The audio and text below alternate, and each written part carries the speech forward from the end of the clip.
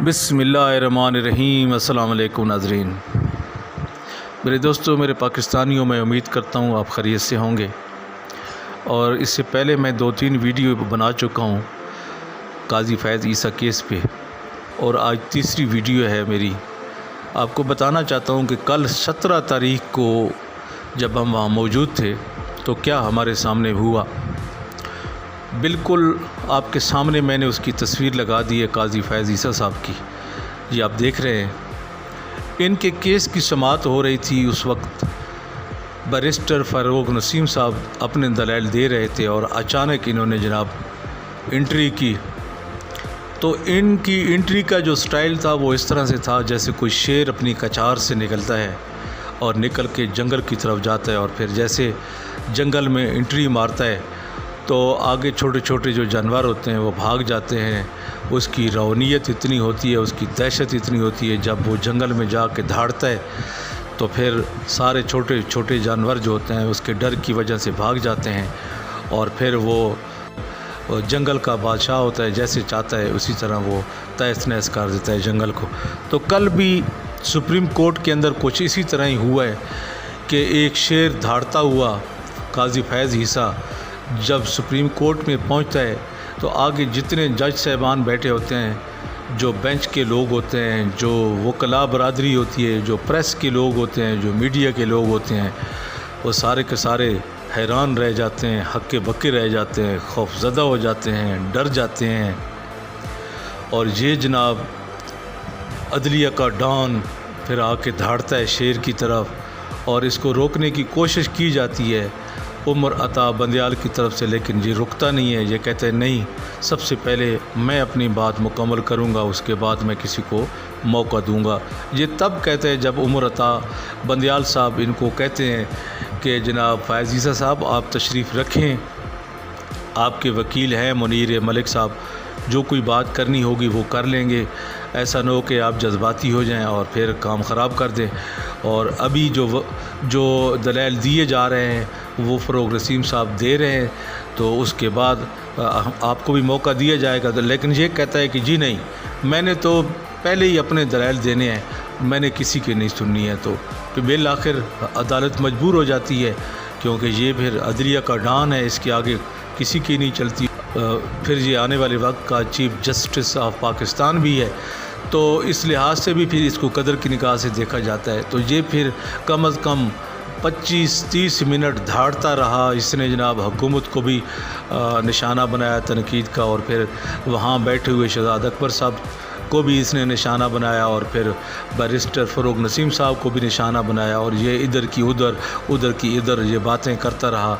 Bill आखिर जो इसने बात करनी थी, जो बिल्ली थैले से बाहर निकली, तो वो सुन के सब हैरान हो गए, हम भी हैरान हो गए कि यार इसने ये बात करनी थी तो बड़े आराम से कर सकता था, अपने वकील के थ्रू भी कर सकता था। जैसे इमरान खान साहब ने अपने वकील के थ्रू बात की, वो मैं बात को उस बात का मैं बाद में ज़िक्र करूँगा, इसकी बात मैं पहले ख़त्म करता हूँ।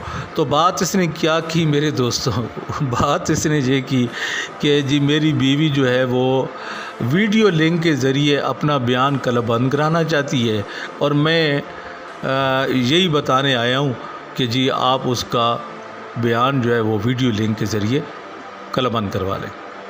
तो कितनी हैरानगी की बात है यार, ये कैसा जज है, कैसी अक्ल है, इतनी उम्र हो गई है। असल में मेरे दोस्तों ये लोग इतने पढ़े लिखे होते नहीं, आम सा बीए कर लेते हैं और डिग्री ले लेते हैं, वकील बन जाते हैं, फिर वकील आगे डंडे खाते मारते, इस तरह डंडियाँ मारते ये आगे पहुंच जाते हैं और ये फिर जज बन जाते हैं। हकीकत इन लोगों की ये है, तरीक़ाकार इनका कोई होता नहीं है। तो आखिर इसने ये बात की, तो फिर क्या करना था, वो जो बेंच बैठा हुआ तो उन्होंने कहा ठीक है हम इसी तरह कर लेंगे जिस तरीके से आप कहते हैं, हम वीडियो लिंक के ज़रिए उसका बयान कलबंद कर लेंगे।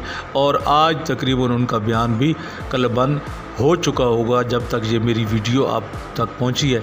तो मेरे दोस्तों, लेकिन इसके बरक्स देखें आप, इसके बदले में देखें कि वज़ीर आज़म इमरान खान साहब ने पैगाम भिजवाया फ़ारूक नसीम साहब के हाथ وہ یہ تھا کہ میرے اوپر جو الزام لگائے ہیں قاضی فائز عیسیٰ صاحب نے، اگر وہ ثابت ہو جاتے ہیں تو اسی وقت اسی لمحے میں اپنی وزارت عظمیٰ سے استعفیٰ دے دوں گا۔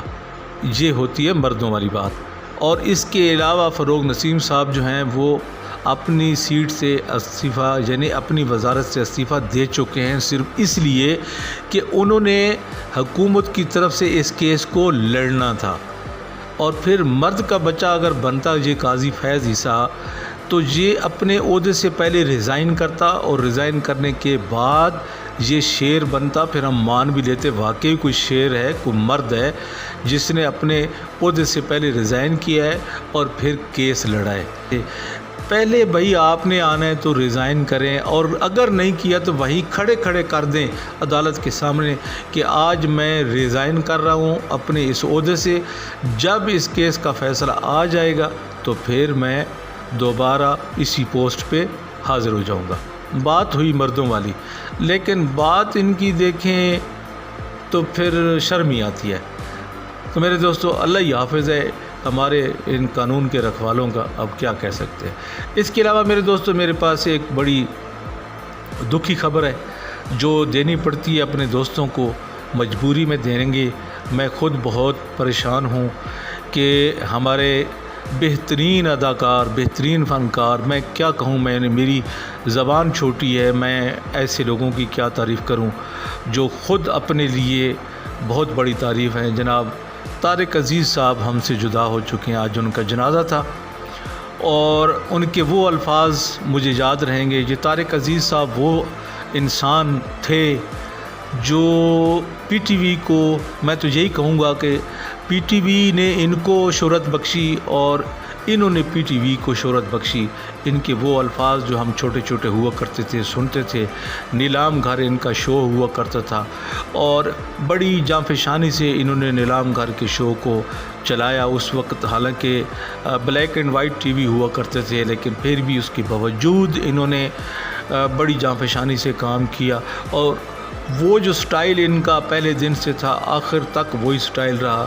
یہ جو نیلام گھر شو تھا یہ بعد میں چینج ہو کے طارق عزیز شو بن گیا تھا، اور ان کے وہ الفاظ، دیکھتی آنکھوں سنتے کانوں کو میرا سلام، طارق عزیز کا سلام پہنچے، یہ الفاظ شاید ہمارے کانوں میں صدیوں گھومتے رہیں گے، اور ہماری آنے والی نسلیں ان کو یاد رکھیں گے۔ تو اسی کے ساتھ ہی میں اپنے دوستوں سے اجازت چاہوں گا۔ میری اس ویڈیو کو شیئر کریں، لائک کریں، اگر اچھی لگی ہے تو اس کو سبسکرائب کریں۔